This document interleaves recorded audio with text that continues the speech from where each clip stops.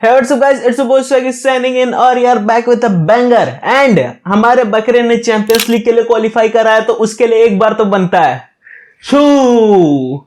अब देखो यार, कहानी सिंपल सी है कि चाहे वो एसीएल की हो चाहे वो यूएफा की हो, अपन तो देख रहे हैं, ठीक है। अपन सिर्फ और सिर्फ देख रहे हैं रोनाल्डो के लिए, और रोनाल्डो जो चैंपियंस लीग में क्वालिफाई करता है हिट तो बढ़नी है और हर मोमेंट पे बढ़नी है। और द थिंग इज कि अल नसर ने कल चैंपियंस लीग में क्वालिफाई करके एक चीज तो दिखा दिया है कि भैया खेल सकती है, वो औकात रखती है एसीएल में खेलने का। तो ऐसे में अब कल मैच था अल नसर का अल अहली की कोई दुबई की सौतेली बहन से, उससे मैच कल अल नसर ने 4-2 से, मतलब तुम कह सकते हो जस्ट जीत लिया।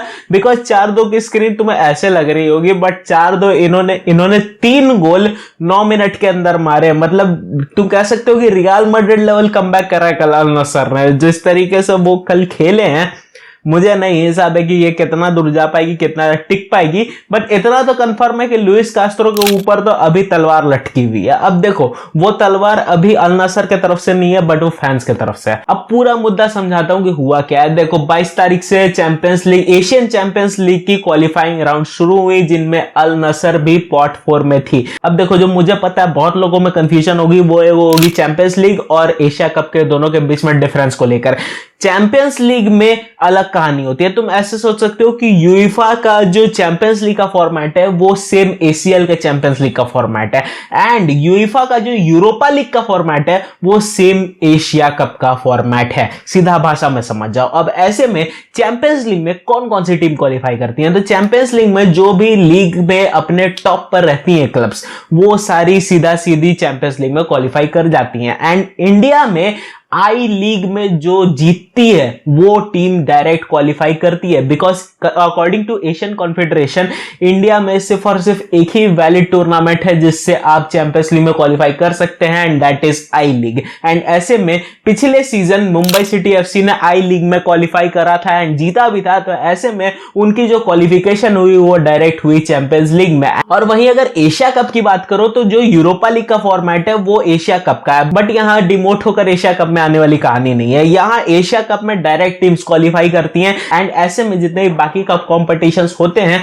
उनसे जीतने वाली जितनी भी टीम्स होती हैं वो क्वालिफाई करती हैं एशिया कप के लिए। तो ऐसे में इंडिया की 4 क्लब्स जिन्होंने एशिया कप के लिए क्वालिफाई करा है वो है Mohun Bagan, Hyderabad FC, Jamshedpur FC and Bengaluru FC. और Mumbai city FC direct qualify कर जाती है एसीएल के लिए। और एशियन कॉन्फेडरेशन के नए रूल्स के हिसाब से एशिया कप के कोई भी मेंबर अब चैंपियंस लीग में नहीं क्वालिफाई कर सकता है। तो ऐसे में अब तुम अपने दिमाग से भरम निकाल दो कि मोहन बगान का कोई चांस भी बैठता है चैंपियंस लीग में खेलने का। अब आते थोड़ा सा एसीएल पर, तो जहां अल इत्तेहाद और अल हिलाल और मुंबई सिटी एफसी इन तीनों ने अपनी स्पॉट फिक्स कर रखी है पॉट 1 और पॉट 3 में। वहीं अल नसर कल पॉट 4 का मैच अल अहली दुबई से जीतकर अपना स्पॉट फिक्स कर चुकी है पॉट 4 में। तो ऐसे में अब देयर इज अ चांस कि या तो अल हिलाल या तो अल इत्तेहाद या तो अल नसर, इन तीनों में से कोई एक टीम का या इन तीनों में से कोई 2 टीम्स का मुंबई सिटी एफसी से मैच हो सकता है। आई एम एक्साइटेड भाई।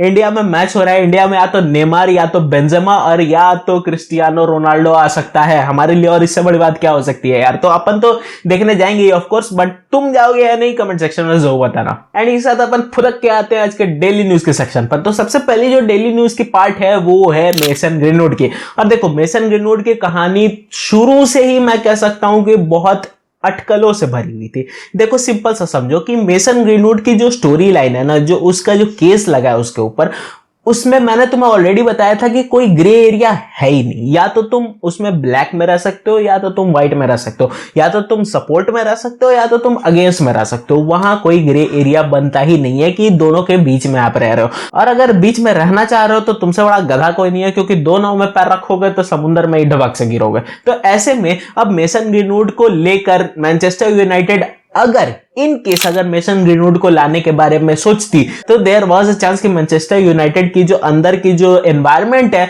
वो खराब हो सकती थी, जो फैंस एनवायरनमेंट है वो खराब हो सकती थी। बिकॉज मैंने तुम्हें ऑलरेडी बताया था कि एक फीमेल फैन का जो सेगमेंट था, उन्होंने मैनचेस्टर यूनाइटेड को डायरेक्ट लेटर लिखा था इस विषय में कि वो मेसन ग्रीनवुड को, मतलब उसकी परछाई भी नहीं देखना चाहते मैनचेस्टर यूनाइटेड में। तो ऐसे में अब मैन यूनाइटेड में 2 पक्ष टूट चुकी थी। एक पक्ष जो मेसन ग्रीनवुड को रखना चाहती थी, जिसमें हम हमारे जो मैनेजर है एरिक टेन हैग वो भी आते थे एंड दूसरी पक्ष मेसन ग्रीनवुड की कहानी को तो यहीं से यहीं खत्म कर देना चाहती थी। एंड ऐसे में मैनचेस्टर यूनाइटेड ने जो फाइनल डिसीजन लिया वो ये था कि वो ग्रीनवुड को बेचना चाहते हैं एंड वो नहीं रखना चाहते, जो कि मेरे हिसाब से एक सही डिसीजन होगी। हाँ मुझे बुरा लग रहा है बिकॉज मेसन ग्रीनवुड एक अच्छा खासा वैल्यू दे सकता था मैनचेस्टर यूनाइटेड की टीम को। तो ऐसे में अब ऐसे प्लेयर का छोड़कर जाना ऐसे कुछ कंट्रोवर्शियल कंडीशंस में थोड़ा सा बुरा तो लगता है, बट अगेन अगर मैनचेस्टर यूनाइटेड की जो अंदर की एनवायरनमेंट है वो इससे खराब नहीं हो रही है, वो इससे अगर सही है तो फिर मेरे को फर्क नहीं पड़ता कि कौन प्लेयर जा रहा है कौन प्लेयर नहीं जा रहा है। हाँ रोनाल्डो वाली कहानी अलग थी बट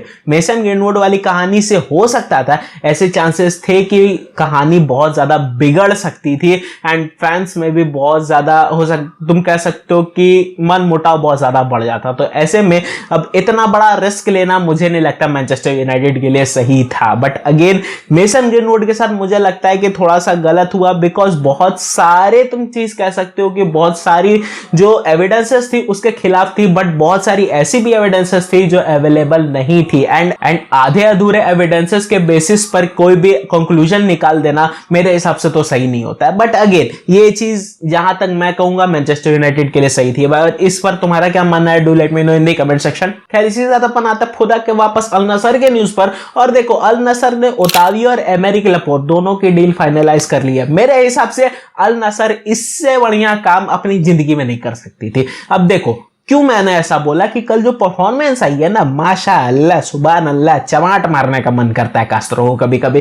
क्या क्या परफॉर्मेंस रहती है, क्या रहता है कुछ समझ में नहीं आ रहा मुझे कास्त्रो का। कभी अच्छा लगता है तो मैं उसको जेन्युइन भी कहता हूं, बट लास्ट जो 3 मैचेस रही हैं मुझे नहीं समझ में आ रहा है कास्त्रो क्या कराना चाह रहा है। कभी भी कुछ भी फुदक के किसी भी प्लेयर को किसी भी पोजीशन पर पहुंचा देता है। मतलब रोनाल्डो जो स्पीयर हेड होना चाहिए इस अटैक का वो डेव ड्रॉप करके मिडफील्ड में खेल रहा है। एंड सादियो माने भाई कल सादियो माने से एक ढंग के पास नहीं खेली गई है पूरे 90 मिनट में। ये चीज क्वेश्चन सादियो माने पर तो उठाती ही है, बट और ये क्वेश्चन डायरेक्ट लुइस कास्ट्रो पर उठाती है कि 6 प्लेयर आप यूरो से उठा के लाए हो और ये परफॉर्मेंस थारा मूड खराब कर दिया। मतलब यार क्या कोई पास ढंग की नहीं आई है कल पूरे 90 मिनट में। और यार कल टलिस्का ने मैच निकाल लिया भाई। और कल ब्रोजोविच और गरीब को मैं बोलूंगा भैया कि गरीब को खेला और ज्यादा उसको मौका दो, उस लड़के में टैलेंट है। मैंने ये पहले भी बोला था। कल जिस तरीके से उसने लास्ट मोमेंट पे मैच निकाला है एंड तुम सोचो मेरा ऐसा हिसाब था कि 2-1 अभी तक अल नसर 2-1 से पिछड़ रही है। 80+ मिनट हो चुके हैं गेम में और पता नहीं कहां से फिर 2 गोल आ जाते हैं, फिर तीसरा भी गोल आ जाता है 9 मिनट के अंदर। तो ये चीज तुम समझो कि ये चीज हमेशा काम नहीं करेगी। ये रियल मैड्रिड नहीं है कि रियल मैड्रिड निकाल ले रही है हर मैच पर अपनी एक्सीलेंसी के दम पे निकाल ले रही है।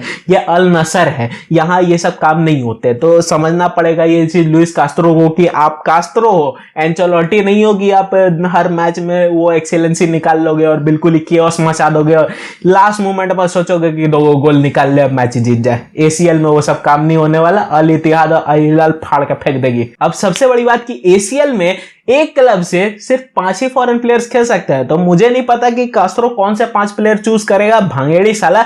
लेकिन रोनाल्डो को अगर बाहर निकाला इसको चप्पल की माला पहनाई जाएगी। मेरे हिसाब से 5 जो प्लेयर जो होने चाहिए इस टीम में, अल नसर की टीम में, रोनाल्डो, माने, ब्रोजोविच, टेलिस अगर रहेगा तो रहेगा, नहीं तो फिर भैया तुम एमेरिक लपोर्ट को जरूर से जरूर खिलाना। और अगर टेलिस का होता है और ओतावियो होता है, इन दोनों के बीच में कोई ऑप्शन तुम चूज करना। ये मेरे हिसाब से ये 5 रहना चाहिए किसी टीम में।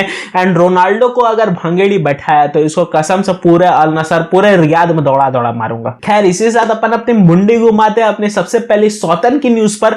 और हमारी सबसे पहली सौतन मैन सिटी ने जेरेमी डोकू की डील फाइनलाइज कर लिया। अब देखो जेरेमी डोकू तुम बोलोगे कि बहुत लोग बोल रहे हैं कि लूकास पाकीता का रिप्लेसमेंट है, ऐसा कुछ नहीं है। मैन सिटी ने एक चीज कंफर्म कर दिया है कि जेरेमी डोकू को वो पहले से 20 दिन पहले से ही सोच रहे थे साइन करने का। पाकीता पकीता की डील में वो बाद में कूदे हैं। And the thing is Lucas Paqueta का जो कहानी है वो ये था कि लुकास पकीता अभी भी जो उसका पूरा खानदान है जो पैसा कौड़ी बेटिंग के चक्कर में जो जेल के अंदर काट रहा है, अब उस कहानी के कारण लुकास पकीता के ऊपर अभी भी इंक्वायरी बैठी हुई है एंड वेस्ट हैम इस डील को डिले कर रही है। And the thing is man city अब सोचती है कि वो पकीता की डील से आउट एंड आउट नजर आ रही है एंड अब उनको लगता है कि लुकास पकीता को साइन करना वो जरूरी भी नहीं समझते हैं बिकॉज जेरेमी डोकू को वो लेकर आ गए। अब मुझे नहीं पता ये मैन सिटी बस एक पर्दा डालना चाह रही है कि नहीं जेरेमी डोकू रिप्लेसमेंट नहीं है, कि मुझे नहीं पता क्या इस बात से वो प्रूव करना चाह रहे हैं, बट इतना तो कंफर्म है कि जेरेमी डोकू रिप्लेसमेंट तो है लुकास पकीता का। अब इस पर तुम्हारा क्या मानना है, do let me know in the comment section. And इसी के साथ अपन आते हैं अपनी दूसरी सौतन पर जो कि है बार्सिलोना, और बार्सिलोना ने फाइनली जाओ कैंसेलो की डील को फाइनलाइज करने के बारे में सोचा। अब देखो बार्सिलोना बहुत समय से पड़ी हुई थी जाओ कैंसेलो के पीछे, या फिर ये चीज तुम कह सकते हो तो कि शावी पड़ा हुआ था जाओ कैंसेलो के पीछे। शावी हाथ धोकर मुंह धोकर पूरे नहा धोकर पड़ा हुआ था जाओ कैंसेलो के पीछे। अब इस पर डेको ने जो कि उनके नए स्पोर्टिंग मैनेजर है उन्होंने कह दिया कि भैया अभी जाओ कैंसेलो को साइन करना सही नहीं रहेगा, बट क्योंकि शावी इतना ज्यादा फोर्स कर रहा है मूव को जाओ कैंसेलो के, तो जाओ कैंसेलो को बार्सिलोना लेकर आ रही है on a loan deal and further purchase का भी ऑप्शन है। अब ये चीज देखना होगा कि शावी कैसे यूज करता है जाओ कैंसेलो को, बिकॉज जाओ कैंसेलो को तुम एक चीज कह सकते हो कि यूज करना थोड़ा सा मुश्किल हो जाता है। एलेग्री नहीं यूज कर पाया, सैंटोस नहीं यूज कर पाया, टुकल नहीं यूज कर पाया, पेप गार्दियोला यूज कर लेता, बट अगेन जो एटीट्यूड थे उसको लेकर पेप गार्दियोला थोड़ा सा डिफेंसिव मोड में आ गया। एंड सबसे लास्ट में जो सबसे बड़ा क्वेश्चन उठ जाता है कि क्या शावी उसको यूज कर पाएगा, देखने वाली कहानी होगी, बिकॉज अगर नहीं यूज कर पाता है देन शावी पर डायरेक्ट क्वेश्चंस उठ जाएंगे। अब खैर that's it for today guys, hope ये वीडियो तुम्हें अच्छी लगी हो। वीडियो अगर अच्छी लगी तो वीडियो को लाइक कर देना, चैनल को सब्सक्राइब कर देना। मैं मिलता हूं तुमसे किसी और दिन किसी और टॉपिक पर। Signing out.